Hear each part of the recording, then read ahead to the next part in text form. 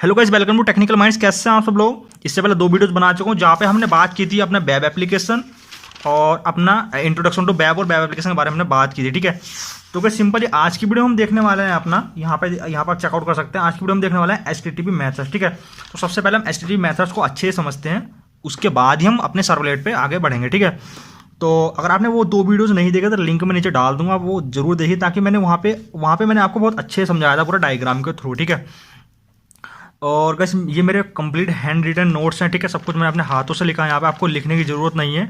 आप मेरे को इंस्टाग्राम पे मैसेज कर सकते हैं, मैं वहाँ पे आपको पीडीएफ इनकी सेंड कर दूंगा। ठीक है, ठीक है, तो कुछ हम देखो स्टार्ट करते हैं। एचटीटीपी मेथड्स आपको ऑलरेडी पता ही होंगे। ठीक है, तो मैं एक बार फिर भी बता देता हूँ आपको, क्योंकि कोर्स में है, सिलेबस में, तो मैं बता देता हूँ। ठीक, तो सबसे पहले देखते हैं ना यहाँ पे लिखी क्या है, लैंग्वेज एक बार पढ़ लेते हैं। HTTP request can be made using a variety of methods, but the ones you will use most often are get and post. ठीक है, मतलब गाइस यहाँ पे हमने सिंपल ये लिखा एचटीटीपी रिक्वेस्ट जो होती है वो मतलब काफ़ी सारे मेथड्स होते हैं उसके अंदर, बट हम जो ज़्यादातर यूज़ करते हैं वो गेट एंड पोस्ट का यूज़ करते हैं।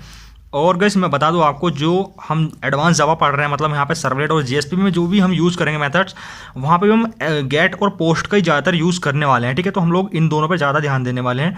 तो अब देखो गेट और पोस्ट में क्या क्या अंतर होते हैं। गेट में आते हैं सबसे पहले data is sent in header to the server. ठीक है, और पोस्ट में data is sent in the request body. एक बार इनको पढ़ लेते हैं, उसके बाद एग्जांपल बताऊंगा। ठीक है, get request can send only limited amount of data, large amount of data can be send post request में कर सकते हैं।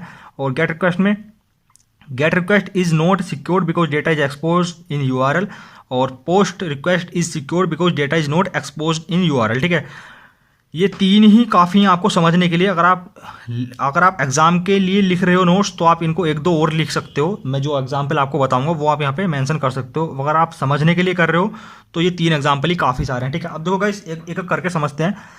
Data is sent in the header to the server. ठीक है, अब देखो इसका मतलब क्या होता है। तो गाइस देखो, सबसे पहले मैं एक एग्जाम्पल यहाँ पे लिखता हूँ। एग्जाम्पल लिखते हैं मैं यहाँ पे एक यूआरएल आपको लिख कर दिखाता हूँ। ठीक है, हम यहाँ पे लिखते हैं https:/, मान लो हमारा यहाँ पे साइट का नाम है example.com। ठीक है, और उसके अंदर एक पेज है टेस्ट, फिर आता है एक डेमो।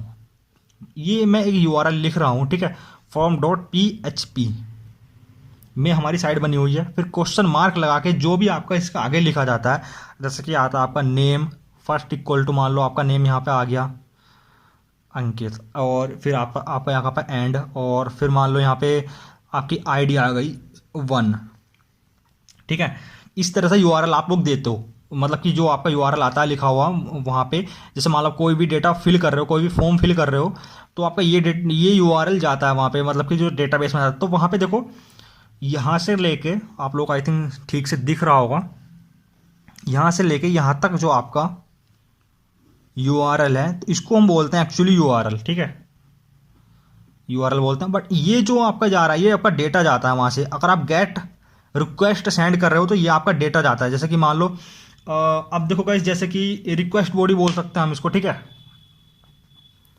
इसको बोलते हैं रिक्वेस्ट बॉडी। अब देखो, जैसे कि मान लो यहाँ पे एग्जाम्पल लेते हैं, जैसे कि फॉर्म है, फॉर्म आप भरते हो, और तो वहाँ पे आप वो कैसे दोगे। ठीक है, एक्शन ज़्यादा, मतलब कि आप रिक्वेस्ट कैसे दोगे। एक्शन दिया हमने, हमको जाना है डेमो फॉर्म पे। ठीक है, .php पे, यही वाला पेज आपको जहाँ पे लिखा है डेमो फॉर्म .php, तो हमने यही वाला पेज की यहाँ पे एक्शन दिया, मतलब कि जब भी आप क्लिक करो सबमिट बटन पे, तो हमारा डेटा जो है वो इस वाले पेज पे जाना चाहिए। और कौन से मेथड के थ्रू जाना चाहिए, मेथड आएगा आपका यहाँ पे गेट।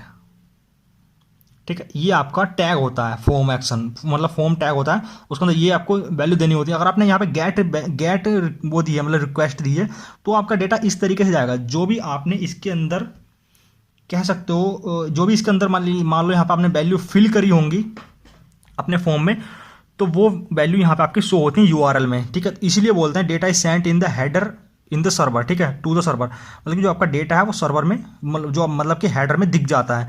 और पोस्ट रिक्वेस्ट में ऐसा नहीं होता। पोस्ट रिक्वेस्ट में सिंपल आपका जो जाता है, मतलब यूआरएल होता है वो इतना होता है, जो जितना आपका यहाँ पे लिखा हुआ है। ठीक है, आपका डेटा नहीं जाता।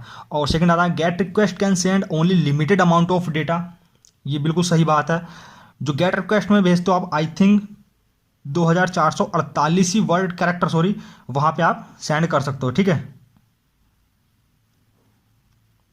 वहां पे इतने ही वर्ड आप इतने ही मतलब कि जो कैरेक्टर होते हैं वो वहाँ पे आप यूआरएल में सेंड कर सकते हो गेट रिक्वेस्ट के थ्रू, ठीक है। पोस्ट रिक्वेस्ट में कोई भी लिमिटेड नहीं है। और थर्ड आता है get request is not secured because data is export in URL. Obviously बात है, आप जो डेटा यहाँ सेंड कर रहे हो वो आपको यहाँ पे दिख रहा है। मान लो आपने कोई भी अकाउंट की डिटेल्स या फिर आपने अपने आईडी पासवर्ड वहाँ पे सेंड कर रहे हो, जैसे कि आप मान लो फेसबुक में ही लॉगिन करते हो, ठीक है, और फेसबुक में लॉगिन कर रहे हो या फिर आप कोई बैंक का डिटेल या बैंक का फॉर्म फिल कर रहे हो, वहाँ पे आप अकाउंट्स नंबर डाल दो, तो ऑब्वियसली बात है वो तो यहाँ पे यूआरएल में दिख जाएंगे। और जो भी बंदा वहाँ से कोई भी अगर मान लो उस साइट को हैक करना चाह रहा है तो वहाँ से जो भी डेटा जा रहा है वो वहाँ से उनको फैच कर सकता है। तो ये तो गलत चीज़ है, तो इसलिए हम गेट रिक्वेस्ट का ज़्यादा यूज़ नहीं करते हैं, हम पोस्ट रिक्वेस्ट का ही यूज़ करते हैं, ठीक है। अब देखो इस पोस्ट रिक्वेस्ट का मैं छोटी सी यहाँ पे लाइन लिखता हूँ। पोस्ट रिक्वेस्ट में हम यूज़ कर सकते हैं अपेंड, जो इसमें डेटा जाता है, अपेंड फ्रॉम डेटा